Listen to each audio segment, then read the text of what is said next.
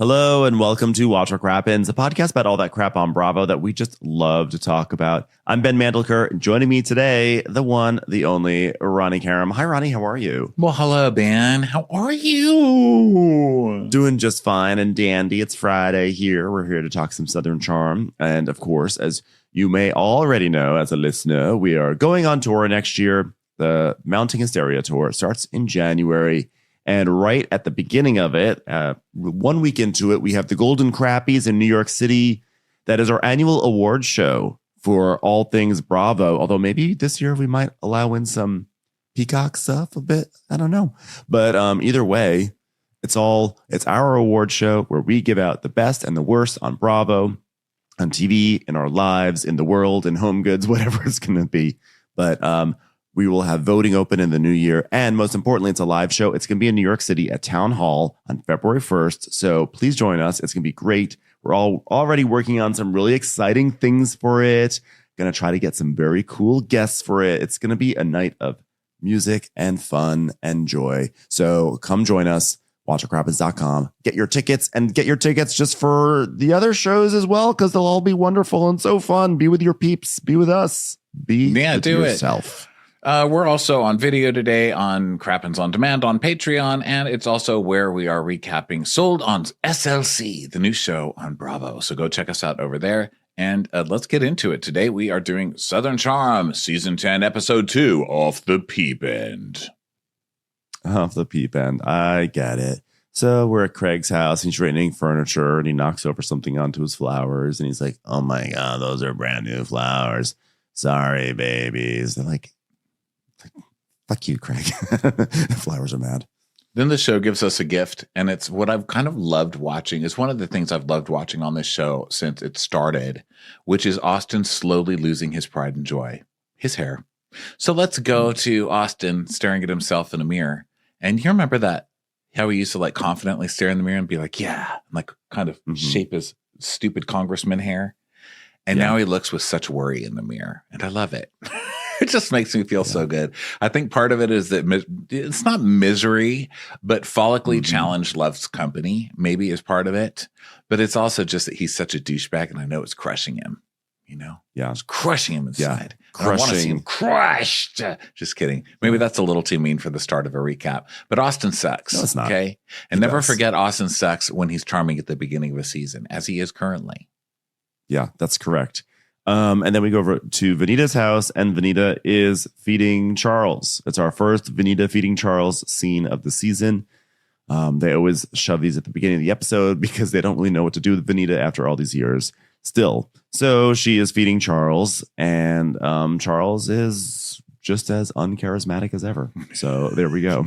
How dare you come for Charles?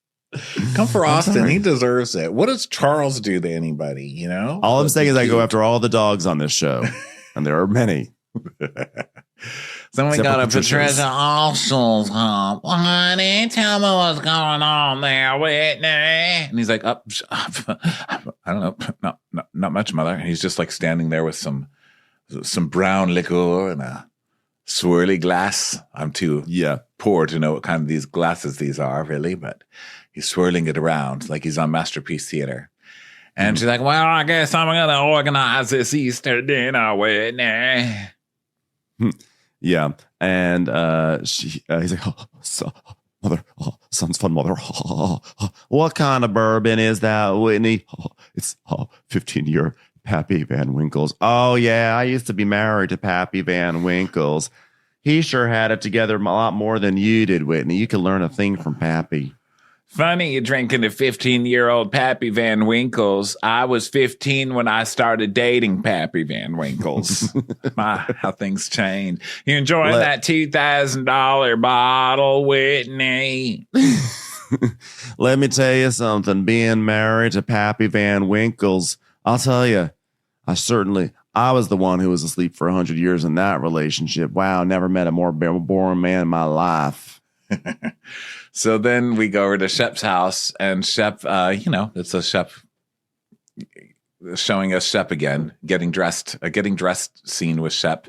And are there people, or they're obviously doing these for the audience, like showing the men getting out of the shower and stuff. But is there anyone getting off on Shep and Austin getting out of a shower? Can we just stop? It's like it's one of those things on Bravo. I just need to stop. Just stop, please. Yeah. They're just trolling us. That's it. It's just a casual troll by the editors. They're just bored and they're like, they just know, like, it's just like no one wants to see it, and they're like, "Oh my god, let's just make people squirm. Let's do that to the poor people who tune in to see this show." So Little Craig is there, and Little Craig, I'm going to say it again. Little Craig is tired this season. I don't know if Little Craig has had enough. I don't know if he wants to run away from Shep, but Little Craig has lost some of his spark. There, sorry, Little Craig. Little Craig is a child of divorce, so Little Craig's gone through a lot. You think that's Little it? Craig, yeah, Little Craig's. We're starting to see it. We're starting to see the long-term repercussions on Little Craig. He's suffering. Yeah, and I think also Shep ships him off to his parents most of the time when he's not filming, and then when he's filming, he gets the dog back. And so I think Craig is also missing his real parents, who are Shep's parents. So Shep FaceTimes a new face, which is Sienna, his girlfriend, who is gorgeous, and I don't know what she's doing with Shep. But he must have charmed her and mentioned that he owns like 5 billion acres. That's the only way I can imagine. She is Miss Bahamas, and she wants to get the fuck out of there. And so she is going to be on a TV show that Shep is on. That is exactly what she's doing with him. And it's so obvious, too, because the second we see her, she's like, "Hey, honey. Hi, how are you doing?" She's like, "Good. Do I look clean? I just got out of the shower. I shaved," which is so Shep to need a fucking award for taking a shower and shaving. She's like, "Yeah, you look fresh for once." Yeah, That's he's nice. like combed his hair down. Like he does that thing with his hair. Like he's about to do a book report. He's like, "Look at me. Okay, everyone, here's my book report on the Vietnam War. A transcript that I did all by myself." "Oh, I like your hair. I like it like that. Wow, look at your hair." She's like, "Yeah, I washed it and floofed it." "Whoa, did you cut it too? Oh, I'm just the kind of guy who notices stuff like that." Yeah. Sienna and I met on this dating site called Garsh for Garsh, and I was enthralled by her, basically. Plenty of Garshes. Yeah, it just didn't work out on OK Garsh, so I moved on to Right on the Garsh. Big on the Garshinge. Garsha. Because he's talking about Raya, right? I assume. Anyone who's like a celebrity or wealthy, whenever they say a dating site, it's like, first rule of Raya, don't talk about Raya. Otherwise, you'll be kicked off. You won't be able to match with people like Shep Rose. So you're going to have to get your chlamydia locally from non-celebrities. You'll have to go to Match.com. Ew, disgusting. Gross. Who are you, Gail Simmons? Blech. So we see them all together and everything. And Shep's like, "I just think she's so sexy. And there's nobody else that looks anything like her. And the whole country of the Bahamas would agree because she's Miss Bahamas. Gosh." So we see her. She is Miss Bahamas. And of course, he has to be dating a Miss Bahamas. Fucking Shep. I swear to God. Like, Shep just never understands where he's going wrong, you know? You don't deserve a Miss Bahamas. Sir. Oh, I was like, wait, I think that's a great choice. Well, it's Miss just Bahamas. like, of course, he has to date like a beauty queen. You know what I mean? Because he's Shep. He has to have like a trophy on his mantle. He can't just have a fucking normal conversation with a normal person. You know what I mean?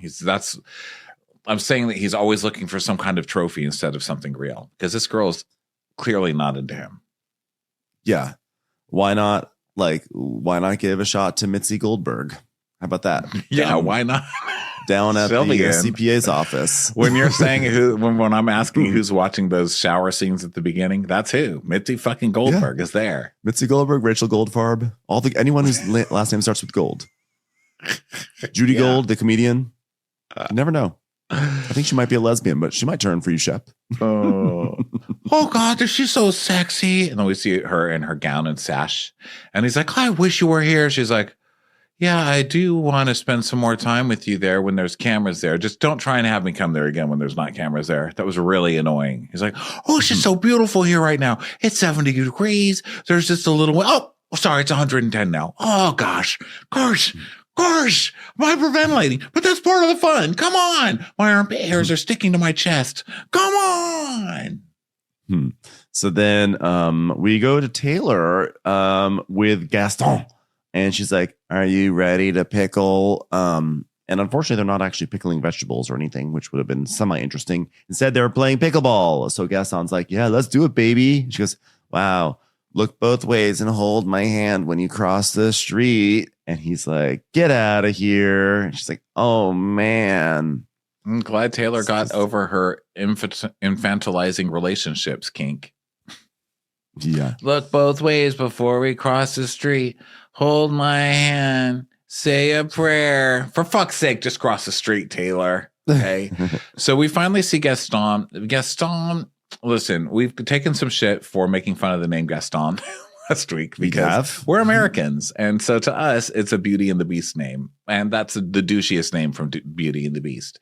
But people are like, hello, that's an extremely popular name outside of America. So sorry, outside of America, we're not making fun of you. We're making fun of inside of America. Okay, currently. Okay, we're going to hold space for the name Gaston right now. Okay, so we're just going to for all the Gastons out there, we officially apologize. We know this was probably a tough thing for you to listen to last week. All the actual Gastons out there, sorry guys. Mm-hmm. They went from being Gaston let me tell you to one Gaston. thing about Gaston. What? No one works like Gaston. No one twerks like Gaston. Mm-mm. No one is ever a jerk like Gaston. Okay. Mm-mm.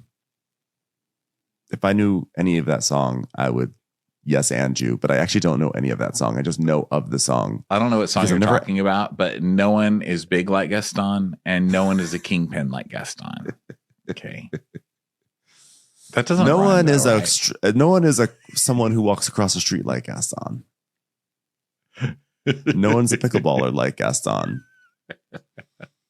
No one is a man with an interesting. Gaston. No one pickles like Gaston. No one shaves his hair so close to the sides like Gaston. Gaston, what are you doing with a beard? And then you shave your sides of your hair all the way down to the skin, and then you have more hair on top. Gaston's a mess. Can I just say? And Gaston's been working to get on TV for a long time. He's been fucking people all over Bravo to try and get on here. And you're finally on, and this is the hair you show up in to pickle. Yeah, well, he has a vertical mullet, which is it's party on the bottom. It's like party on the bottom and work on the top or something like that. Or maybe it's the other way around. I just made that up right now. But the point is, it's a very popular style amongst men his age, which is like your shave. Then all of a sudden, lots of hair. It's kind of like the mushroom, but it's not the mushroom. It's just a thing. It's like this weird choppy. It's like intentionally choppy. But I have to say, I still prefer it over the broccoli bangs. So that's true. Let's not forget the real enemy in our lives. And I'm being a dick, but you know what, you guys, at the end of the day, you get nothing for nothing. And no one's slick as Gaston, and no one's quick as Gaston. So who the fuck am I? Okay, I'm not Gaston. That's for goddamn. You're Jean Valjean. 2, 4, 6, Gaston. Okay, so here we are pickling, which I guess we're saying pickling now about pickleball because it's not obnoxious enough without adding pickling to the mix. So it's not a facial treatment at Patricia's house. It's an actual game people are playing. So they go to pickle, and Taylor, who's all smiles these days, is like, Gaston and I have been dating for about 7 months. We're friends, and we just went on an accidental date because my friend ended up backing out. So it was just me and Gaston. Were you the stand-in for your friend? What is she talking about? It was probably her roommate who had to sit and listen to endless stories about Shep for all that time. And then she was like, you know what? I don't think I want to go to dinner with Taylor anymore. I'm just gonna leave her. So, they had this dinner. And then 4 hours later, he asked if he could kiss her. And she said yes. And now here they are playing pickleball in love. That's how it should work, you guys. Yeah. What? Just someone doesn't want a piece of chicken. You eat the piece of chicken. You marry the piece of chicken. That's it. Isn't that how it worked on Secret Lives of Mormon Wives. I feel like that's. I feel like we've heard this story a lot lately. Yeah, and I mean, I do. I'm not being sarcastic. That is, it should be that easy. It shouldn't be like, oh my god, I gotta go on Plenty of Garsha and find somebody. Oh, how's this gonna work? Ah, no. You should go to the leftover bin, see what's in there, see something you can handle for a little while, and just marry it. But yeah, it's like thrifting. Yeah. So now we see the producers like, how does Gaston compare to your last relationship? And then of course they trot out that famous clip of Shep yelling at Taylor about the broken egg during games. It's a clip that will live in infamy, and they're going to trot it out whenever they can, as they should. Yeah. You fucking idiot. Doodle-doo, doodle-doo, gosh.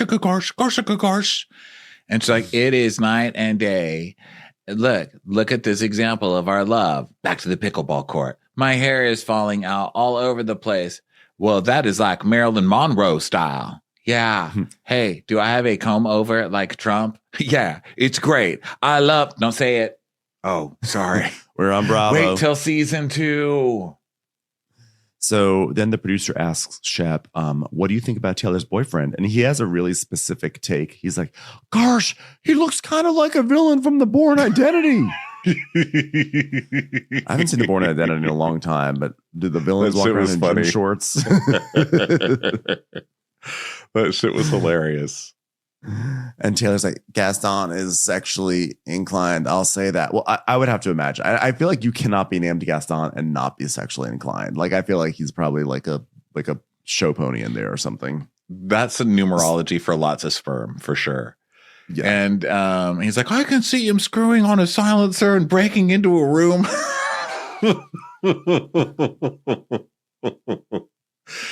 But I'll tell you this, I know that her mom and dad wish she was still with me and her grandfather and grandmother and her whole family. And she put out an Instagram response to that or something that was like, you like literally emotionally abused me on national TV for years. And you really think my family wants me to be with you? Oh my God. Did you see our farm? So then Shep is like, well, hey, so Sienna, I can jump on a plane and head to Nassau anytime. I mean, God, Sienna, I would love to come and hang out there for an extended period of time if you let me, but I know you're busy, so I don't want to monopolize your time. And she's like, no, it's fine. We just have to plan it ahead of time. You know, I just have to send all my relatives that I'm too embarrassed to admit that I date you. I just gotta send them to a different island. And then you can come over. It just takes a little bit of work on I have to basically tell everyone, hey, I'm going out of town. And then I'm actually not out of town. I just hide on a different part of the Bahamas. So that way I don't have to, cross paths with anyone while I'm holding your hands. That's all. At the very least, I need to start telling everybody now that my uncle's old drunk friend from college has been Facebook messaging me, so they're not shocked when you show up. So Shep is like, Sienna is very smart and driven and independent. And, she's flying here and there and modeling. And she got into med school. And she's like, a lot of things that Taylor wasn't. And she wears better sweaters, too. Even though Taylor is younger. No, even though she's younger. I'm sorry. Sorry, Sienna's younger. Yeah, this chick's younger. And so it says, we see a picture of Sienna and Shep, and it says 26 and 44. Ding! Well, Shep likes that. That was the whole thing, is that Shep likes a well-traveled person, and he likes to travel with them. That was the whole thing with Taylor for several seasons. Like, but I want to go to Paris. So Shep... With the child! I want to go to Paris with somebody that I could be the father of. That's it. Also, who could possibly take care of me and fix ruptured spleens and such, and et cetera, et cetera. I got the best of both worlds. I got someone to pass STDs on to, and then somebody to nurse us through it. Gosh! And as far as having your own thing and going on and being a big baller a little bit, like, she just sort of has that. Taylor's like, yeah, Gaston and I, we're like a similar age and our relationships feel more like a partnership. And like Gaston really makes me feel like I'm good enough. And that's like different from me because now I can play pickleball and not get yelled at. I'm like, wow, your bar is so low right now. Shep really did a number on you. I'm good enough to play pickleball with. Gaston made me know that much. Whoa, marriage bells are ringing, girl. So Gaston beats her, which I like because there are shades of Shep already in Gaston. First of all, because don't you remember in the beginning, Shep was like, "Hey, sweet poogie dookie," like he was like that too in the beginning. That's how Gaston is. Yeah. Like, "Hey, babe, you know you want a pickle? Hey, great job, babe. You did a great job on that pickle hit." And then it ends with him kicking her ass and being like, "Ha ha, beat ya!" Like, well, I see shades of your past here. Yes, enjoy. And he goes, so now we You tried. Mm-hmm. It's time for a commercial. It's time for a Crappens commercial. So we go over to JT's Airbnb property, the Anns, and his mom Bunny is back. And she is just as disinterested with JT as so many other people are right now. And so Bunny and his sister Nicole, they're walking around, and because they're going to be doing some work in there, or etc. And Bunny's like, "Wow, this is way bigger than I envisioned it. Sorry, JT, not talking about you, sweetheart." Yeah. One thing no one's ever said to my son. It's way bigger. Way bigger. He's like, "Oh, mom, remember this was just a bunch of dirt back here. Remember when I showed you this? You and Poppy Seed were on FaceTime and I showed you the dirt. Well, the dirt's gone, mama. Am I the best little son in the world?" And he's like, "I need my Navy SEALs here, if you will, of design and creativity. My mama, Bunny, and my sister, what's her face." So, if you look around, you'll notice this is the biggest Airbnb in all of this part of this block of downtown Charleston. So Bunny's like, "Well, that's a feat. Congratulations. It'd be even more impressive, a Starbucks. Okay, I'm your mother, and you just greet me with empty arms, and I'm holding a canvas on my shoulder, and you can't even get me a venti anything. Thanks a lot." He's like, "I don't identify as rich, but I do feel like I'm doing well. I had like 8 other Airbnbs. They're very valuable. And this one has hotel zoning, and that makes it very popular, which is why I bought myself a cake pop with the money my mama left on my Starbucks card. Thank you, mama." That was my cake pop. So the sister is, they're just talking about doing this, like this painting or whatever. And they're going inside, and we see a flashback to some of Bunny's greatest hits, which is last year, her saying, "Oh, JT, these pillows are just fine for a fishing cabin." And the mom and Nicole have made him a painting for his new place. And he commissioned it. You asked your mom to paint something. Hey, sorry, Ben. I commissioned my mom to give me a ride to the airport. Gotta go. It's a Bunny original. I commissioned a bowl of soup from Mama. So thanks, Mama. This is delicious.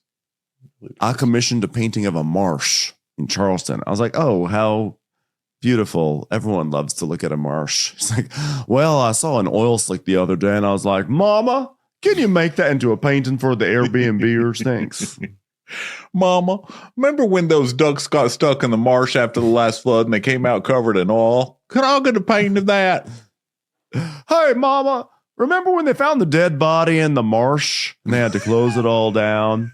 But I just gone wading through there, so I may have gotten an infection from a cadaver. Can you do a painting of that?" So, he really loves the Charleston Marsh, guys. Tourist. That is such a tourist thing. Like, wow, what is that? It's a marsh. That's the most beautiful thing I've ever seen. It's a lot of mud, kid. It's a lot of mud. So, he's like, the cherry on top of this house is that ultimately it became this hotel. And so they make him close his eyes so they could surprise him. And it's a marsh. It is a painting of a marsh. Marsh! That's when Shep knows he's found his soulmate. When he meets somebody that's like, "Oh, Marsh. Gorsh. No, Marsh. Gorsh."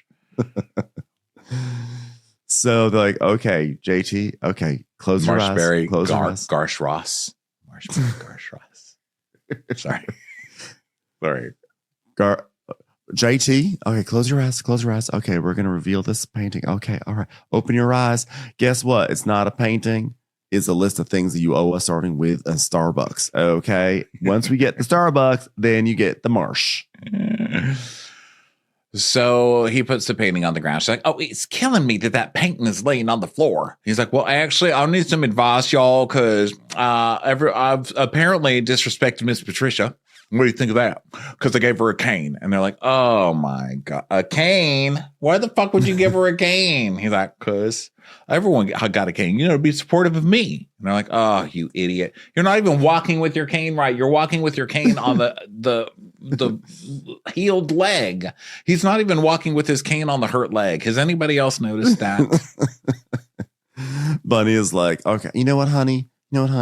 I would like a cane. Okay, give me that cane. Give me that cane. Oh, boom. That's what you get. Why do you, Mama, you just hit me up the side of the head with the cane. That's what you get for giving an older lady a cane. Shame on you, son. I tell you what I'm about to do. Raise Cain. How dare you? How dare you speak to a woman like that? He's like, whoa, I thought it was cute. She's like, it wasn't cute. I thought it was fun. It wasn't fun.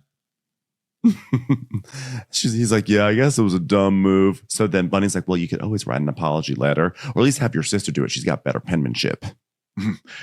All right, Jessica, or whatever your name is, just draw a picture of a marsh and send it to Patricia. Okay, everyone loves a marsh. Marshes fix everything. I think that's a well-known fact. Okay, so can I commission a small marsh picture we can put in an envelope and send to Miss Pat? Thank you so much. She actually does give the best idea. She goes, you should never give her a cane, honey. You should only give her a martini. He's like, oh, good idea, Mama. That's all you need to do. That's all you needed to do. So now we go to Molly's house, and her dog is barking, her dog Zoe, and she calls her mom, and her mom just sends her to voicemail, which is hilarious. And Molly's like, God, why don't you love me? Old people. All right. Okay. All right. Well, I guess I'll just do my makeup. So her mom then finally calls back, and she's like, oh, sorry you couldn't catch me. I was cleaning out my closet of all the memories of you. Sorry. Did I say that part out loud? My bad.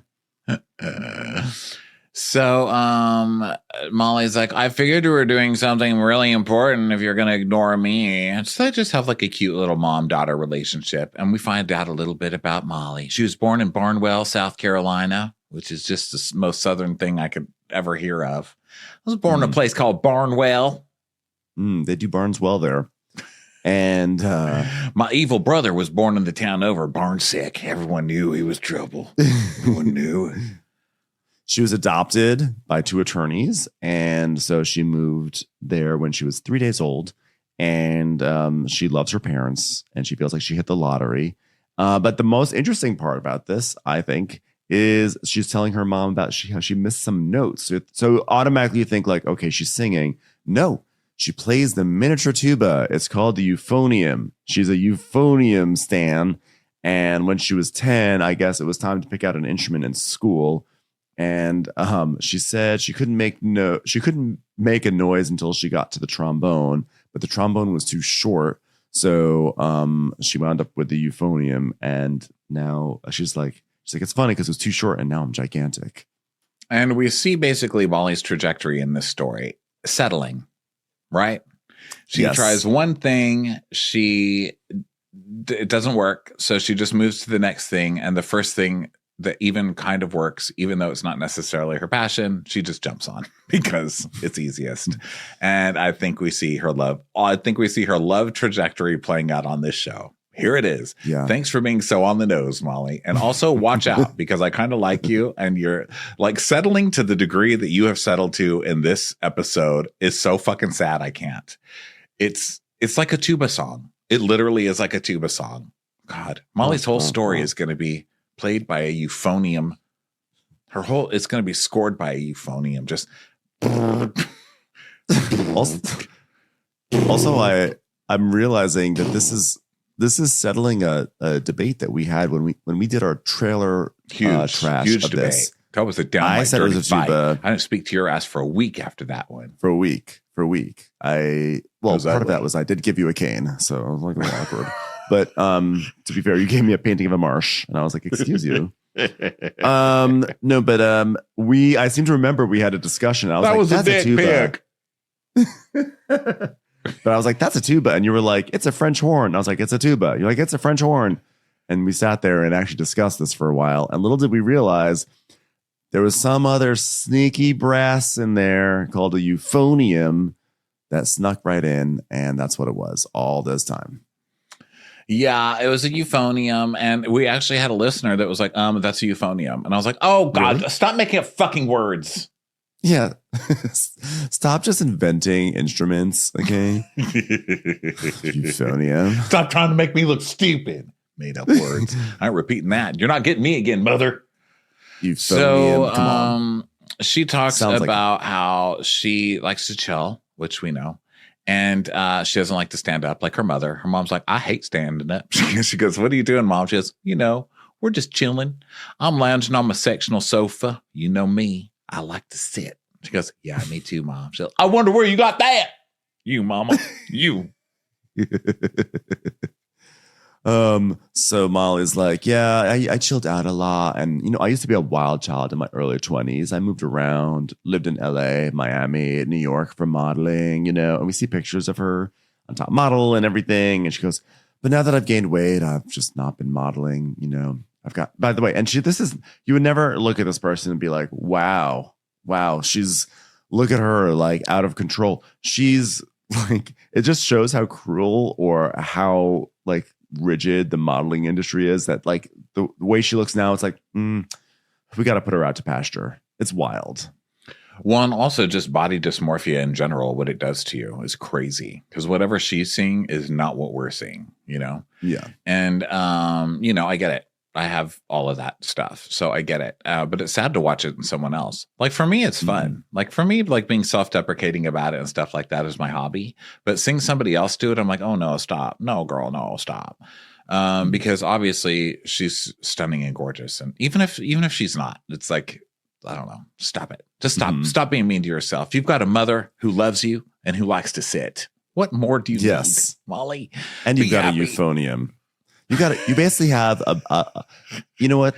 You know what's nice about a euphonium? It's like having a child that doesn't like talk or be annoying. It's just can sit on your lap and you can be like, oh, my sweet little child. I can tell it stories and I can kiss it. Your euphonium.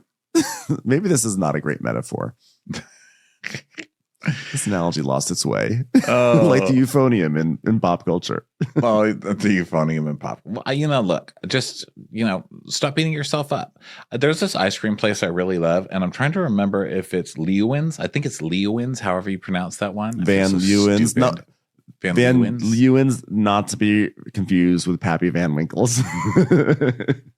Yeah, and they have like a lot of fun sayings about eating ice cream, like counting calories is hard if you do it, or something like that, or like, don't count calories, count ice cream pints that are piling up in the back of your room or whatever. But it's like very pro, like, eat it and shut up. And I like that. Yeah. I feel like it's kind of my therapy, oddly enough, which is super weird because I'm getting therapy at my other therapist's office, which is ice cream. So it's like, I'm getting two therapies in one. That's great.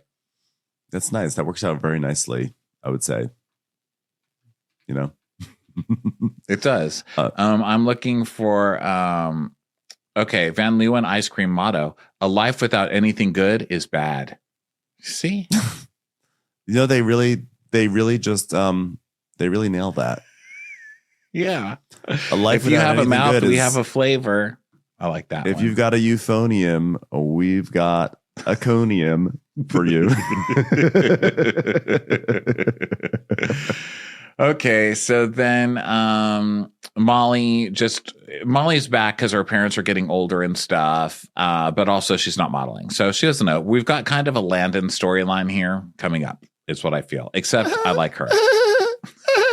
She's not as immediately grating as Landon was. But is Landon gonna be working in the White House? Because she was an early adopter of RFK, the RFK campaign. I'm just imagining Landon. I'm just imagining the DC Landon walking around DC, being like, "Finally, I can start the Rome website." Rome FK, am I right? So Madison's house, family's making breakfast. I have to say, we are always giving kids shit about their hair. Hudson has the best kid hair I've seen on Bravo. Best kid hair. Love it. Very strong. It's a little like Flintstone. It's a little like Pebbles Flintstone mixed with Justin Bieber back in the day. Love it. I think it looks great on him. Well, Madison's not going to allow him to have bad hair. That is her job. And she takes pride. And she's on top of everyone in that household. She's like, now listen to me. Listen to me, Hudson. I know all your friends have those stupid broccoli bangs, but guess what you're going to get? Handsome bangs, okay? Because you're not leaving this house without proper bangs. Do you hear me? Do you hear me? Now put on this robe and make me some pancakes. You better get your hair cut how I want to, or the second you walk outside, that neighbor boy's going to bully you again like he did last time you got a stupid haircut. Wait, did I say that out loud? Damn it. Damn it. Dang it, Honey. beta son.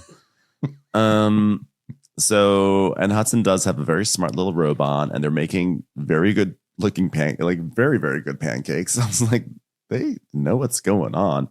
But in the middle of this, and Brett is looking hunky and his arms are, popping. It's like the, after you see like the Austin in the morning, semi-shirtless, and Shep, by the time Brett comes along, you're just like, oh, thank God. Thank God I needed this right now. I mean, it's so nice to see that there are just real good men around. Like, he's hot. He doesn't speak. He makes pancakes. He fights fires for fun. He listen, he's earned so many bonus points in my book after he tended to Hudson when he did get beat up last season. Like, Brett is like, can do no wrong in my book until he does do wrong. But for right now, he's killing it. So, but then he like kind of coughs, and it turns out that he was diagnosed with thyroid cancer at the end of basically last season. And so it was removed, but it sounds like there's complications, maybe scarring or whatever. So it feels like there's a marble in his throat. It's like, damn, I'm glad it's gone wild. Well, also wild that we have 2 thyroid cancer mentions on Bravo in 1 week. Yeah, that is weird, right? Yeah. Yeah, it's like male thyroid cancer prevention month, because we saw it on Potomac as well, which is super coincidental. So, she's upset about that. He got it taken out. Now he has a little spot there that still hurts or something. And then they talk about how Patricia's going to host an Easter lunch, and he's got to leave. Dun, dun, dun, dun, dun.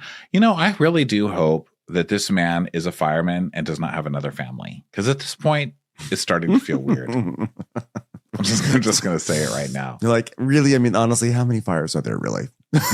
In California. Are there really a lot of fires in California? I mean, really? Come on. They really need even people at the office there.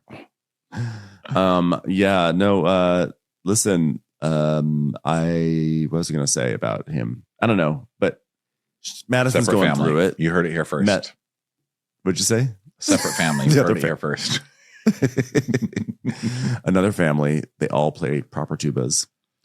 Yes. So we then he's go like over. secretly, he never speaks. You don't know like his secret plot lines. Like, he's really in competition with Molly ever since America's Next Top Model. He's like, I'm gonna have a whole family that plays the euphonium.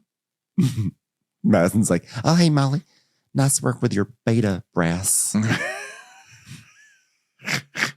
Nice work with your little tubonium or whatever it is you're playing over there. I like my tubas to be alpha. So I've got an alpha. My boyfriend's, he plays an alpha tuba while I eat my alpha corn. What do you eat? Succotash? You're born for corn. Foot corns. Yeah, the lesser version of corn.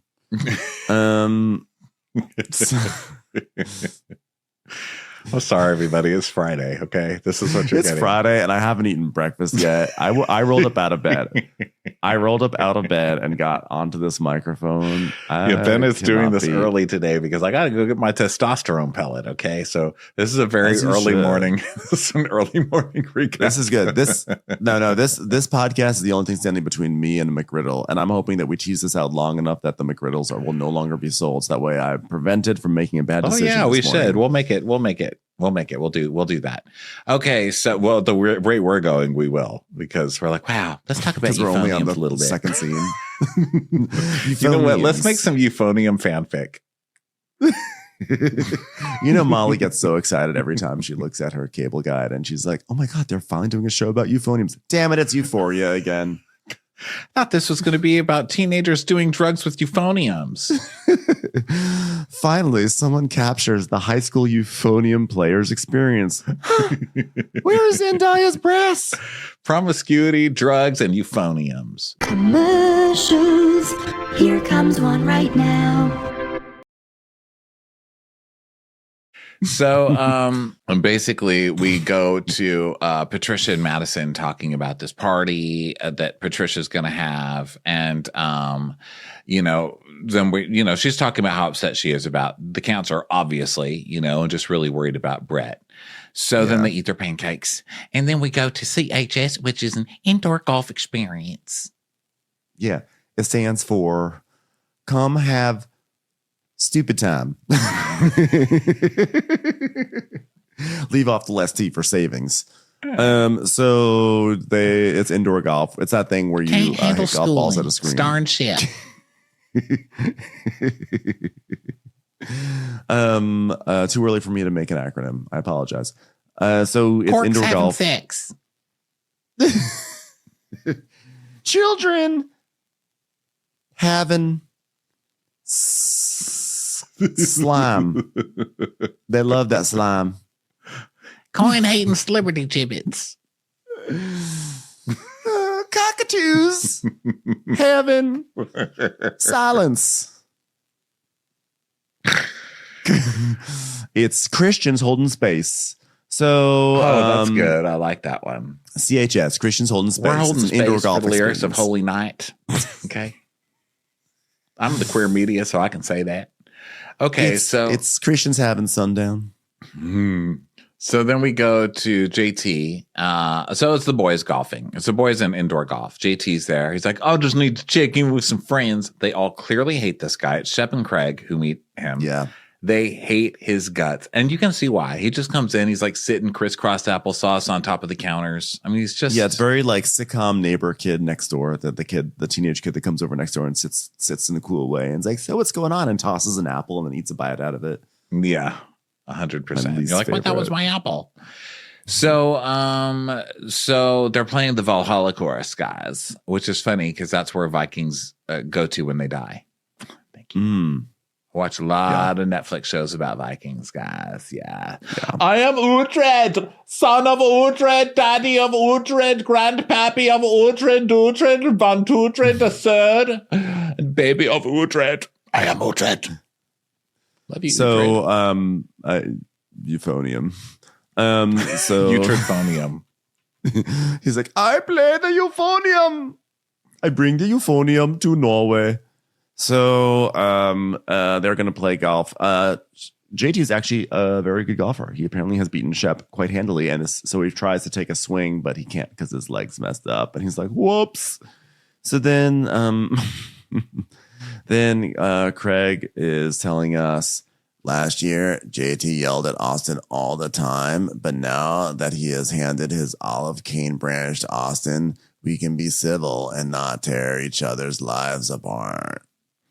I'm so sorry, but I said Uhtred, and then so I started looking up pictures of Uhtred shirtless. So if you guys don't know who Uhtred is from that show, The Last Kingdom, oh my God, I think that's what it's called. This is him. Yeah.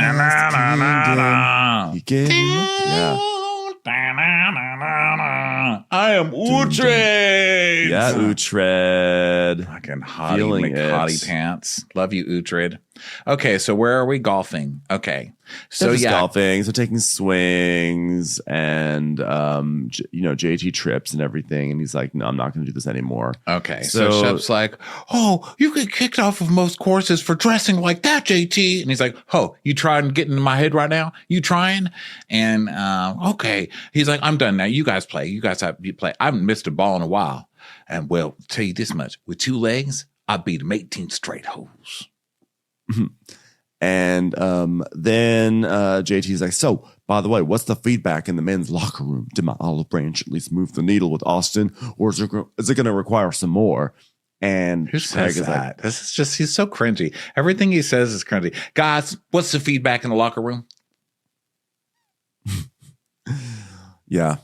Well, also just take Austin out to get some drinks and like squash it there. You made the first gesture. Say, hey, come on. Hey, you thought about maybe like, Mom, go down to the local watering hole, like literally the marsh. I love a marsh. You want? My mama made a real pretty painting of it. You want to look at the painting of a marsh, Austin? He is not really trying to make up with Austin. Obviously, he's here to do what a very ham-handed housewife does when she doesn't know what to do, which is she just like, let's come in and improvise storylines. Just come in, just throw a bunch of shit at the wall, see if anybody grabs onto anything. He's just making up a bunch of shit. So that's what he starts doing. He's like, okay, so, I gave Miss Patricia a cane. I didn't realize it at the time, but she took offense to that cane. And they're like, yeah. And he goes, but one thing I wanted to talk to you about was Madison. So she invites me to her event, and I'm thinking it's going to be a friendly event, but then she doesn't speak to me at the event she invites me to. Is that weird? Is that weird to anybody else that she's not speaking to me? No, she probably just doesn't want to talk to you. She thinks you're annoying. She had to invite you to an event because it's on television and you're both on a television show, but nobody actually likes you on this show. So you're going to be getting that a lot this season. Yeah, you're an outsider and you tried to, they sort of gave you an opening to come into their world, but you went too hard and too hot after one of the people, which would have been fine, but like you acted like a fool at the reunion and this world will close its doors on you. And that's what happened. So JT's like, and then I remembered something. I remembered that Madison FaceTimed me when she was in the Dominican Republic. And I'm like, why is Madison FaceTiming me? And do you remember in Jamaica when she put on my blue stripes? And we see the trip last year, she put on JT's shirts and like made fun of him and everything. He's like, well, I think it made Brett get a little weird when that all went down. So it didn't work for him to suggest that Madison just hates him. So now he's suggesting that Madison really wants to have sex with him. Or that Brett thinks that Brett is insecure. That he is somehow threatening secretly Brett. in love with JT. Shep is like, is this a theory that you've developed? Gosh, that's crazy. Craig's like, I don't think he's that worried about you. But then why would you? Sorry, what'd you say? What was the end of that, Ben? He fights fires. I don't think you're really something. Okay. Well, but then why FaceTime me with your wife to ask me if we hooked up in Jamaica? Wait, did he actually use the words, did you hook up in Jamaica? Well, he was like, you left the beach and you went where? And I'm like, this is weird. I don't think that has anything to do with hooking up. I think it's, I don't know what it is, but I don't think he has a very strong case here. So Craig's like, I'm a sucker for a good conspiracy theory. And like, I don't even like to use the word conspiracy theory because I think it's derogatory to all of us who have to walk backwards because we took a vaccine. But man, JT, he really tops me. And that's hot, actually. So then JT's like, well, I think it's weird that Brett's potentially weird about me. No one's weird about you. But I received a FaceTime call. Hey, JT, I'm here with Brett. It's Madison. Hi, JT, I'm here with Brett. Well, he wants to know what happened in Jamaica. And I said, well, Taylor was upset. So we went to your hotel room and we ordered some room service and we all went to bed. And she said, thanks, JT. Have a good rest of the day. And then that was it. And so that's not working for anybody? All right, let me look into my storyline bag here. Okay, got some more. The other strange thing is, why is she matching polka dots with Austin? This is even more of a stretch.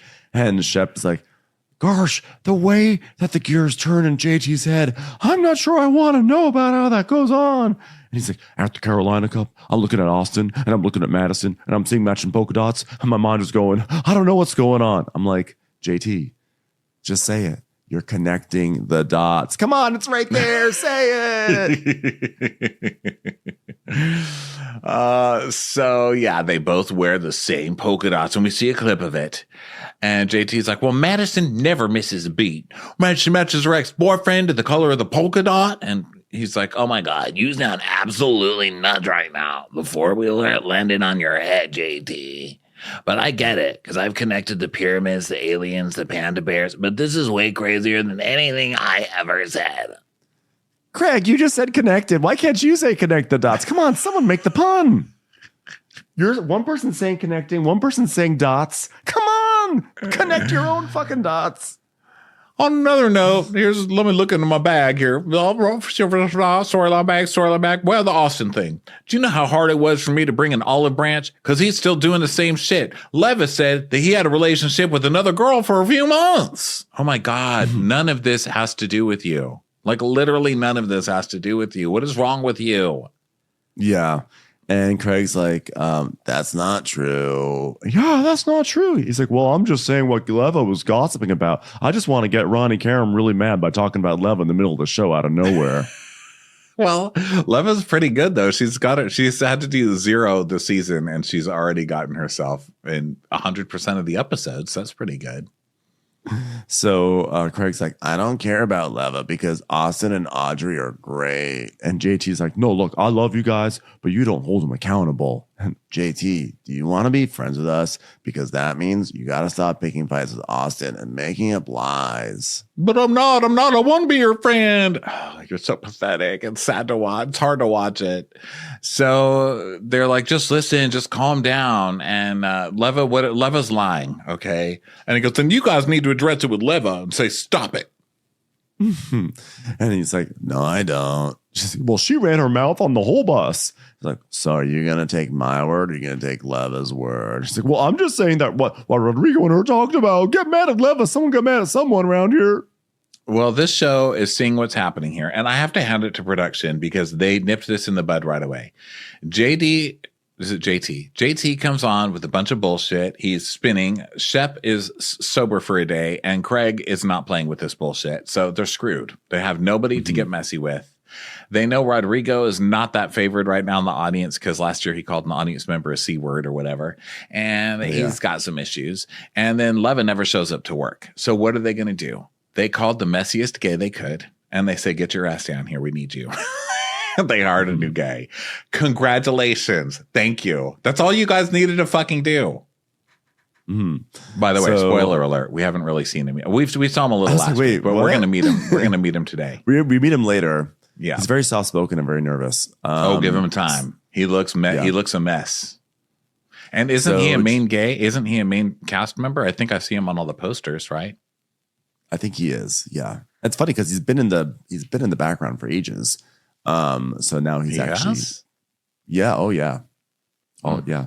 Listen, those bangs, he has like a sort of like a block of hair on.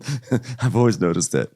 So JT is like, he's like, well, I'm just saying what Leva said on the bus. And Shep's like, so we're fucking telling you, knock it off. I just told you, if you bring it up again, you won't see me again.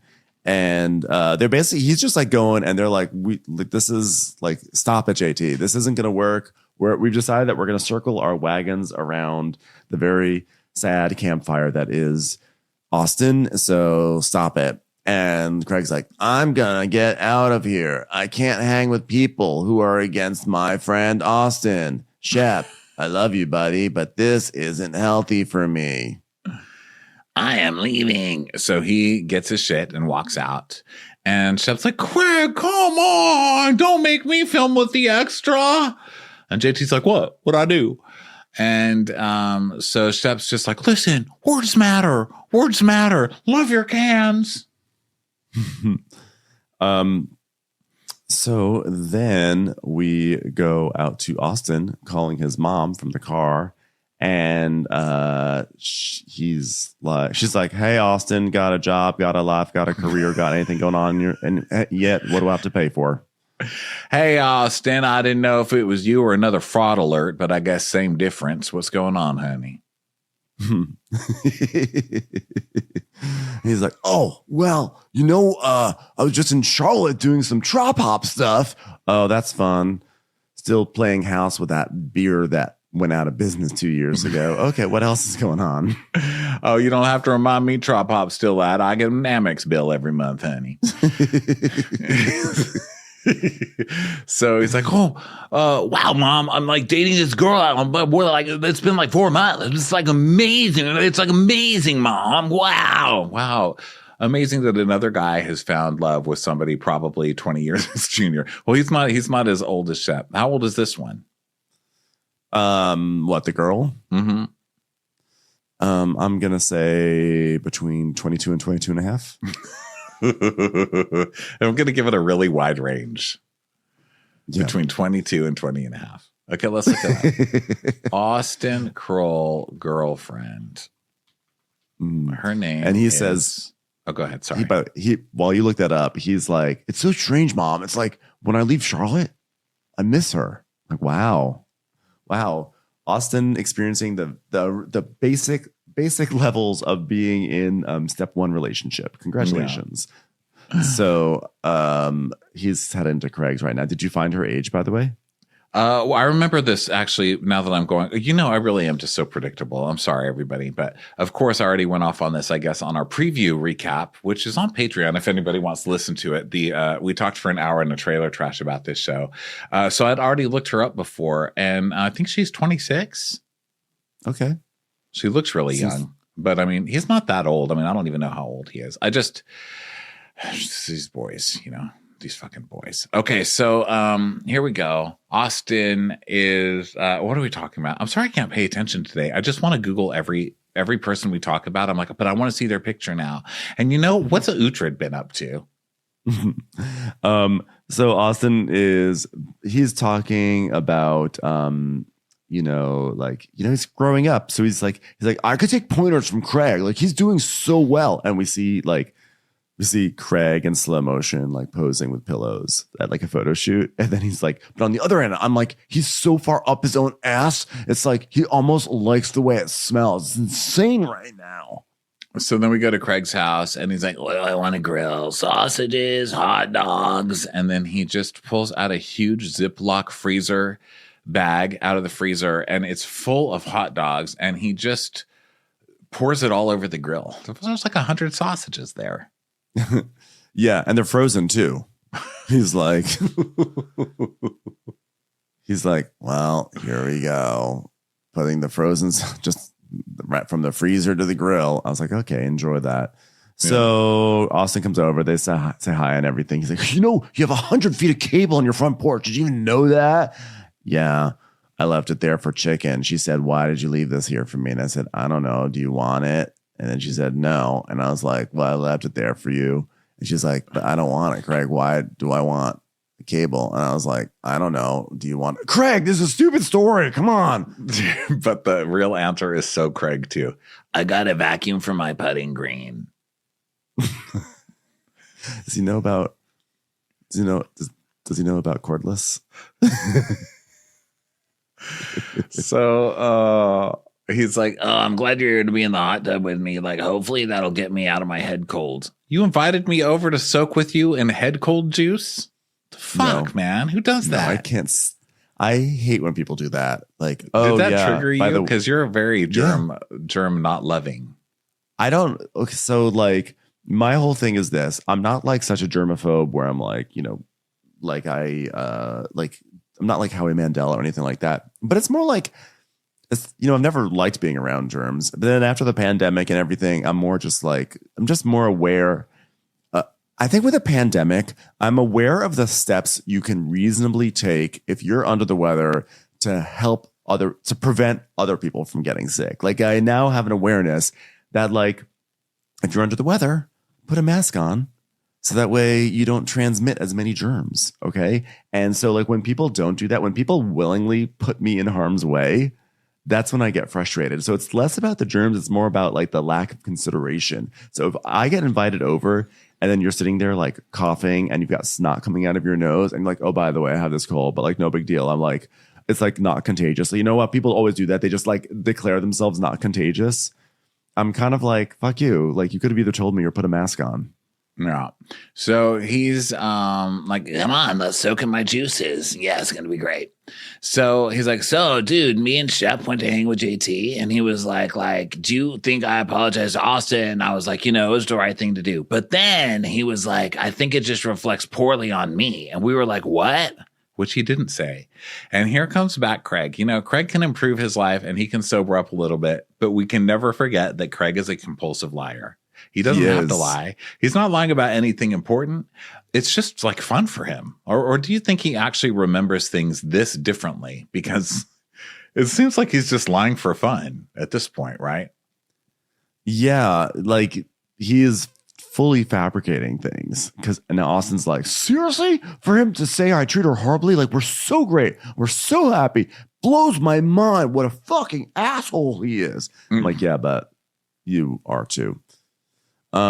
So now JT is like setting up stuff in his apartment. He's moving into a new place, and Venita comes over, and she's like, "Hi, how are you?" Because she's lost her voice. So apparently everyone's like here. Is it this whole cast? Are they all making out? What is going on? It's so weird. Like, they're saying it's pollen or whatever. I'm like, no, you all got a cold. You all did a batch of the same. You all gave each other a cold. Yeah, something happened. Basically they have a very, kind of boring conversation, and she's like, I don't like that you moved because now we can't go have coffee. And he's like, well, you can still have coffee, pretty lady. And then we start talking about his thing with Patricia. He's looking out. They go on, because they look at the balcony, they look at all the steeples, and there's like this moment of like it's the city of church or whatever. So Venita's like, I have to be honest, I'm a little, we can't get coffee, etc. So then Venita's saying like, it sounds like you were trying to start anew and like, let me try to be friends. This is what I would do. And people, with people I want to be friends with, you ask for help. And he's like, well, I had a conversation. It was heavy because they got in my face. They got my face, man, which they did not get in your face. These guys, they're all just liars. When I mentioned Austin's gray area girlfriend thing that Levin mentioned on the bus, they're both coming in so hot, like I'm talking foaming at the mouth, and I was like, okay, hands up. And she's like, yeah, it sounds like you were doing the right thing to me, which obviously it wasn't. And then back to Craig. Craig's like, hey, dude, I'm not doing this shit with you. And I was like, Austin's one of my best friends. We've never heard Austin. I will die for Austin. I laid down on the road and I was like, here, hit me, run over. Truck, someone run me over. I would do this for Austin Kroll. It's just funny. That's the other thing with these guys. You can't like get in the middle of their mess because like one season Craig will be saying like Austin's like a piece of shit. Like I don't want to like hang out with Austin anymore. He always treats everyone like shit and he needs to be accountable. So then someone comes in and is like, yeah, he does need to be accountable. Let's go after him. And then all of a sudden Austin's like the best. Like don't make fun of Austin. He's like my best friend. You can't come between us. And it's also like, ultimately they're bros, right? So bros before, I don't want to say hoes because JT's not a hoe, but whatever he would be. What is it? Bros before marshes. Actually, I'm not sure about that. I'm going to do marshes, then bros. They're ultimately bros, and they're the leads of the show. So they're like, listen, we're the lead. Like when Austin came on the show, look how resistant Shep was to Austin. He was so mad about Austin being on the show, literally probably still is. It was so hard for him to finally accept Austin. And now they did. And now it's just the three of them. They're not going to just let anybody in here, especially someone like that. So I think ultimately, even if they hate each other, they're going to stand up for each other in front of him. It's kind of like the ladies on Salt Lake City. They're kind of doing that right now. They're like, I hate you, but I'll band together with you against Bronwyn right now because she's coming for one of us, So it's birds of a feather. You don't have the right feather. Let's get out of here, bird. Difference is that Bronwyn can hold her own much better than JT can. Much better. So yes. although he thinks he can, but he can't. I'm not comparing Bronwyn to JT. I'm comparing everyone on the show, how they're reacting to newbies, Yeah. So back to JT's apartment, and he's like, by the way, Venita, remember when Madison threw on my pinch-dropped outfit in Jamaica? It was kind of like an iconic thing, broke the internet, And she's like, oh, yeah, that was funny. Yeah. So I have a theory about that. It holds a lot of water. So it was posted on social media, and her husband saw it. So I thought nothing of it. And it was kind of funny, But I get a FaceTime call, and questions were happening like, hey, what happened in Jamaica with the two of you? I'm like, this story also keeps on changing. It's like, was it accusatory? Was it a light, funny question? Like, everyone here is just lying on this show, I think. Yeah. So then we go back to Craig and Austin, and Craig's like, yeah, he said Brett called him and thinks Madison and him fucked in Jamaica. Which is not technically what he said. And I was like, no one thinks that you banged Madison. And he's like, well, Brett does. And I was like, did he accuse you of banging Madison? And he goes, no, but he said it in so many ways. And Austin's like, Madison is going to like free. She's going to like free. That's bad shit, bro. Yeah, and then he was like, clock this. Madison wore polka dots to the race, and guess who else wore polka dots? And Austin's like, whoa, that's insane. So we see a flashback of that. And then Craig is like at this point, it's like, dude, like, what are you talking about? What are you talking about? Austin's like, JT, he couldn't hold up, he couldn't hold up an I'm changed man facade for long. I thought he was gonna fake it for a few more weeks before he went off the fucking deep end. I thought I was in the Twilight Zone. Dude, I don't have any more time for that shit. Let me tell you right now. And so he's like, coordinating polka dot outfits. Like, I got to give him creativity points. That's at least good, So then we go over to ding, ding, ding, Patricia's house. Yeah, poor Randy, by the way. I just feel so bad for Randy, don't you? He looks like a prisoner. He looks terrified. He looks like Martin Sheen, just confused on a cul-de-sac is the best way I could. Yeah. Like, I thought this was a street. When did the street become a cul-de-sac? Poor Randy. It's a tough journey for him. So Whitney is like, oh, mother, I think tonight the Chateau Neuf, we'll do this. Yes, mother. Also, I think people are going to want Bellinis, but we've got champagne here. So Patricia comes down. It's the Easter party, and she's setting up, of course, the table, which has all sorts of chocolates and bunnies and kind of like gaudy pink, Easter things on it. And it's for the first dinner party of the season. And she's got a bunny rabbit on the table that's left little black jelly beans behind it. Yeah. Oh, this is the Turd Palace, mother.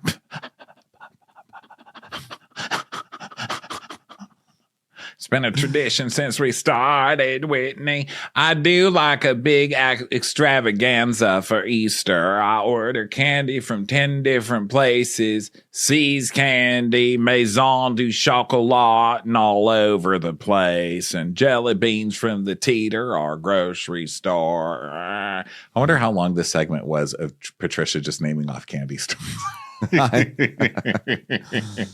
get M&M's. I got Cadbury. I got Mars bars. I got 100,000 grands. It goes on and on. Because I was really expecting like, I don't know, like really fancy ones. But I mean, I don't know any really fancy ones. But I thought just to hear her be like, yeah, 10 different candy stores. C's. It's like, C's? What the hell? Mars and Mars. What are you talking about? Duty-free shop at the Charlotte International Airport. Found a couple under the couch from last year. Those count, don't they? We did our equivalent of dining and ditching at the local restaurant, except our version is we go in, we grab a handful of Andy's mints from the bowl, and we run out of there. Now, this one's not a store, but they do somehow taste better when you have Randy stand outside a middle school around Halloween and then beat kids over the head with the fly swatter until they give me their candy. That's delicious candy. Well, we went to CVS in March and got some leftover Hanukkah candy that no one was buying. So if you see some gold coins around, that's what that's about. So they're getting the table set, and Whitney's reading the names that she's put out, and he's like, Austin, Craig, Ryan, Molly. Oh, Molly.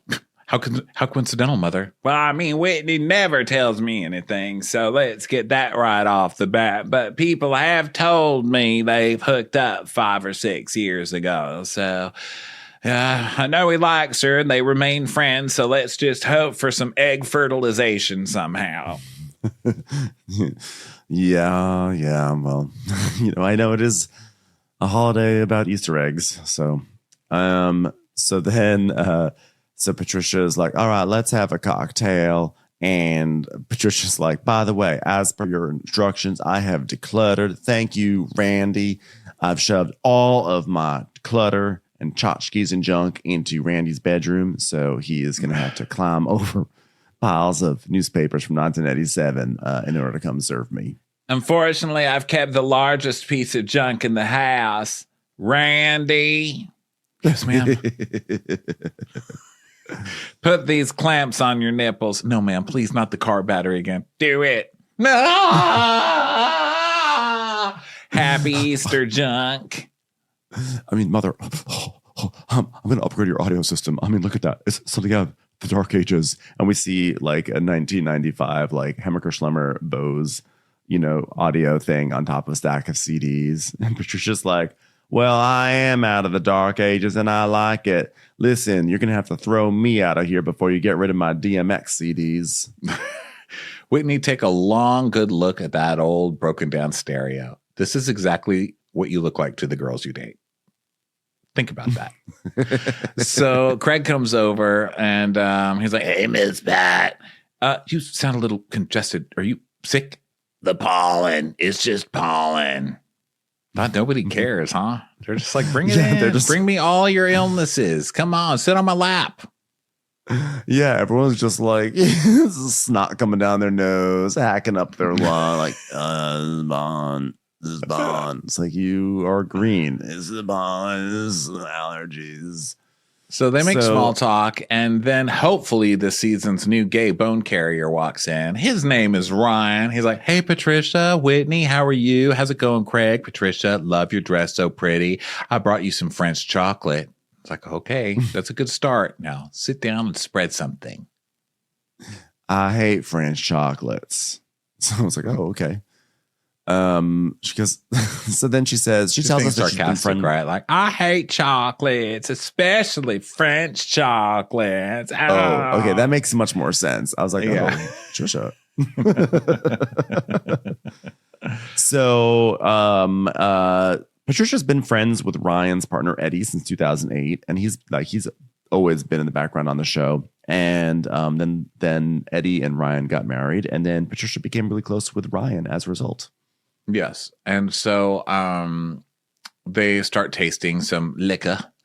And then Craig starts talking to Shep. Shep comes in. It's like small talk because everybody comes in. And Shep's like, wow, very Easter of you, Whitney. You look like you're about to go on safari. Because everyone else is in pastels and Whitney's in like a dark, a black blazer. Duster and fucking And like with blazer? an animal print, it's like a black animal print shirt. And it's just like not very Eastery.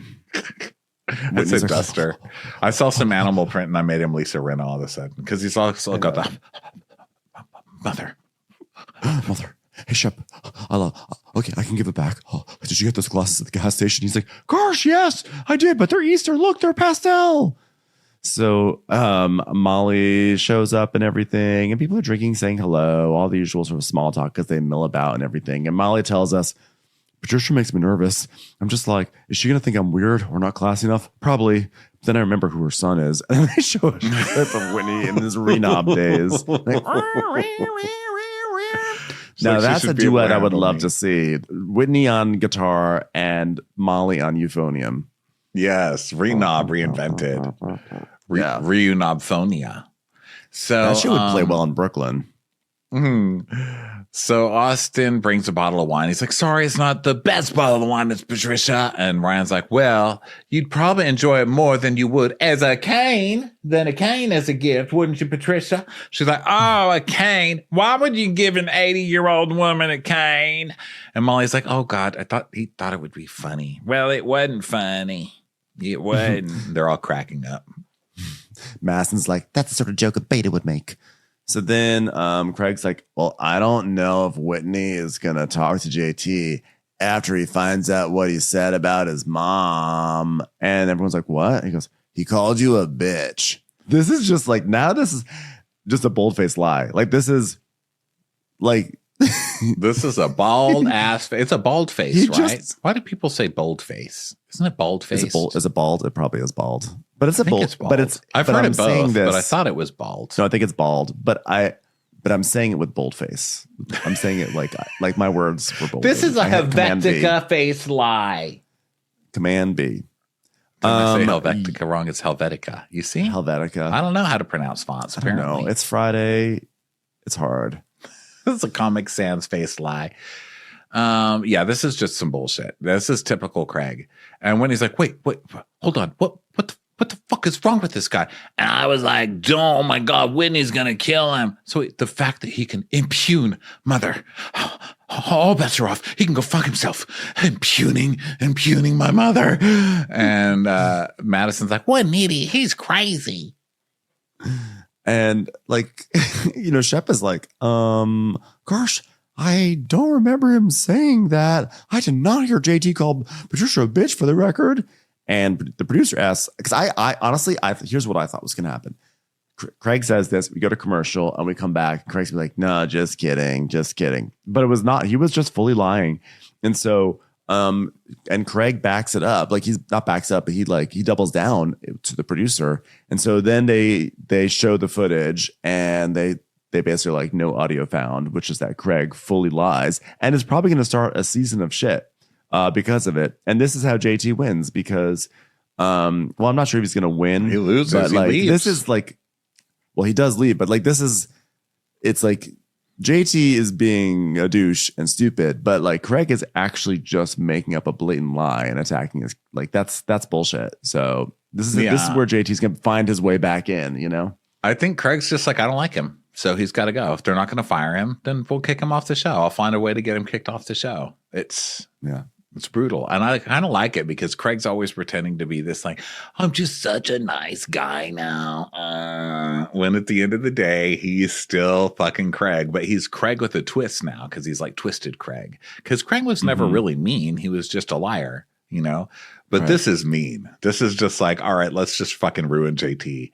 But JT's like someone that no one really likes, including me. So I don't know. I don't know where I stand on it, but this is messy, Craig. Mess. You know what it is? It's more like, how you always say, like, JT can now play the victim card, and like he was sort of trying to do the victim card, and actually Craig just gave it to him. I don't know if he'll do it successfully, but this would be what, like, I would say this. All episode long, I'm like rolling my eyes at JT, like, oh God, this guy's really lost his way. But then Craig does this, and I feel bad for JT because he gets made to look like he said something totally mean, and he's gonna incur Patricia's wrath, and it's like actually kind of not fair because Craig totally lied about it. So yeah, I see what you mean. It's going to be interesting to see what happens with this because this was pretty crazy. This was pretty low. And now, of course, the whole cast can see that he's lying. So it's going to be interesting to see how they react because they're all going to lose it on JT, So are they going to apologize? Or is this going to be something where production ultimately shows us that he did mutter it under his breath or something and Craig heard it? Because, production's sneaky. So they could slip that in like the reunion even or something and be like, we got all of you. I think what's going to happen is they're going to like laugh at Craig. Like, Craig, you're a fucker. You made us all believe that. And they're like, well, we know that JT now, he didn't call Patricia a bitch, but he still was extremely disrespectful. So we still stand behind that. Yeah. Well, all he really had to do was what he does next, which is continue. Well, that was only the tip of the iceberg. He basically just was talking a whole bunch of shit about Madison, Brett, and Austin. And I was like, and Madison's like, wait, back it up there. Back it up, bitch. You better back it up. You better clip it. You better clip. And Craig's like, well, basically he thinks that Brett thinks that you and JT are having an affair and slept together in Jamaica. And he was dead serious. And we were like, nobody thinks that. And they're like, oh God, what? Yeah. And Molly's like, that's a joke. And so Madison goes, you can't talk about me all day long, but you start talking about you can talk about me all day long. You can talk about corn. Actually, you cannot talk about corn. You can only talk about me because the moment you start talking about my marriage or corn or my husband, you are done. Yeah. And so, well, he was like, Brett thinks that we had sex in Jamaica because she was wearing my clothes. And I was like, oh God, Shep, help me out here. And Shep's like, well, I was like, I'm a pretty intuitive guy who knows a lot about Ken Burns. And I don't even know what you're talking about. And then he started sliding off the screen very slowly and was replaced with another gorgeous black and white sepia toned picture. You know what's so funny, by the way? I can't believe I didn't even connect this dot. Was that this morning that I was reading the New York Times was like things that stuck with our pop culture reporters. And by the way, no mention of Bravo. Once again, I'm angry again. But one thing was there's a new Ken Burns documentary out called Leonardo da Vinci. Gosh! So maybe, oh God, I've been in this Vietnam War rut for so long. Finally, I can move on to Da Vinci. Oh, I'm so glad Sienna knows about Da Vinci. She's traveled. Of course. I'm a boy. I'm just a little boy. I'm just a boy who loves art. Oh, God. So Madison's like, Well, he's gonna be the little bitch when I'm done with him. How about that? Which, by the way, is just what she says at any given moment. I just want everyone to know. Like, if you thought that she was just coming on hot for JT, she says that at Starbucks too. Like, ma'am, would you like any sweetener with that? I'll tell you what I would like with that. No more betas because he'll be the little bitch when I'm done with him. ma'am, can we get your name for this coffee cup? I'm gonna kill you, bitch. Okay, well, got it. We got a coffee for I'm going to kill you, bitch. You better watch your motherfucking mouth or I'm gonna take you out. Can I get an old fashioned, please? Let's all say a prayer for JT because I'm going to fuck him up. Which now that's an actual line here. Well, I told him Madison's gonna kill you. And Patricia goes, let's tag team him.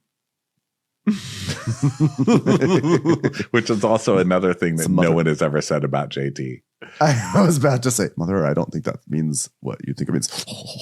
So Madison goes, Get the canes. Get the canes. and so Austin's like, told you so, guys. Hey, do I feel that this is a beautiful sense of vindication? You damn right I do. You damn right I do. and then we can't see the rest of the scene because the spit covers the camera. Fucking yeah. We have to wait 5 minutes for Randy to wipe it off the camera. Randy, hurry up with the rags. The cameras can't shoot us. Honey, don't spit on the camera. Spit on Randy. So now then they're gonna start going. Now it's time for dinner. So they're gonna sit down. This is where Madison's like, "Can I get an old fashioned? Because I wanna fuck JT up." So they all sit down, and everyone's like, "Wow, it's so pretty. It's lovely, and everything." Oh wow, yeah. Patricia's like, "Yeah, well, we're having Easter fare ham and some crispy macaroni and cheese and green beans, which go really well with the ham." Can I get an old fashioned, please? All right, let's all join hands and say a prayer for JT because I'm gonna fuck him up. So Shep is like, okay, well, I'd like to talk about why we are here. Because they say, Shep, will you do a toast? He goes, I'd like to talk about why we are here, and that is Easter and Jesus. And Jesus was a guy who was trying to do nice things, but he was crucified, like me, by Taylor. And it's bullshit. And let that be a lesson to some of us. You are punished for your kindness, like Leonardo da Vinci was after he drew that guy with all the arms in the circle. So anyway, that's a bad message. But Pontius Pilate, he's a pilot, and he can fly us to the Bahamas. So that's cool. Don't be mean to Jesus. The end. Thank you, Shep. That was very eloquent. And he had also brought up Pontius Pilate betraying Jesus. So Ryan was like, oh, the fact that you know who Pontius Pilate is impressive, though. He's like, it's a miracle. I heard that Pontius Pilate actually had like really good legs. I mean, he has the origin of Pilates, right? Unfortunately, he had a really big stomach. That's where the term paunch came from. Craig, stop. It's true. Pontius Pilate called called you a bitch. In the Bible. Pontius Pilate said, Patricia's a bitch.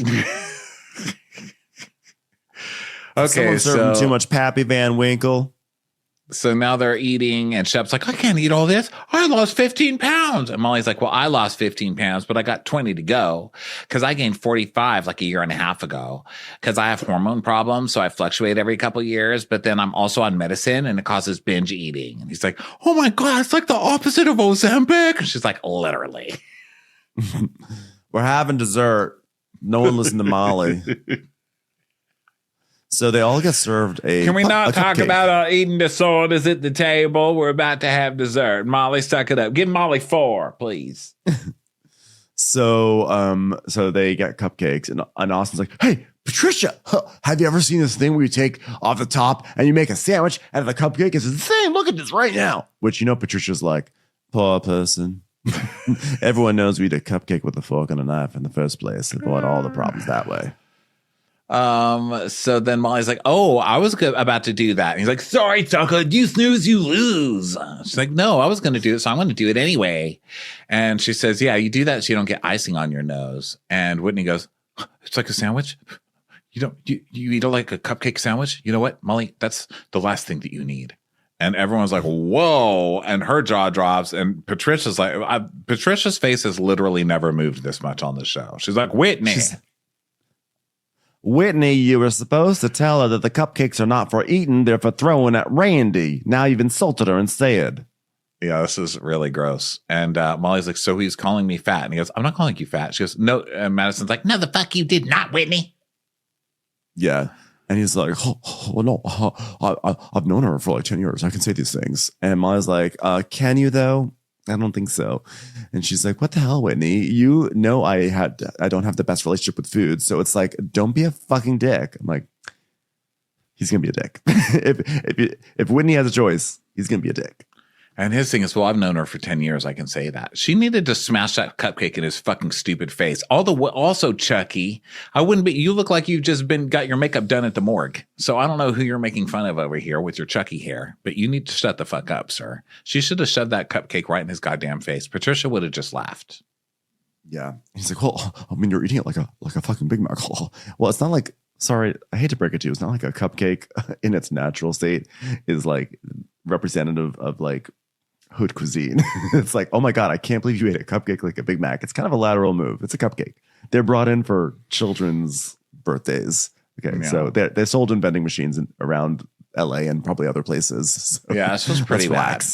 And it's amazing that Whitney's a producer, so he can kind of protect himself on this show. And this still makes it in. Imagine the shit that is cut. You know, like, yeesh, yikes. Yeah. So she's like, I'm going to beat him up. Is that okay, Patricia? She's like, So Patricia's like, I'm giving up. As far as grandkids are concerned, I think I'm just going to get a kitten. Yeah.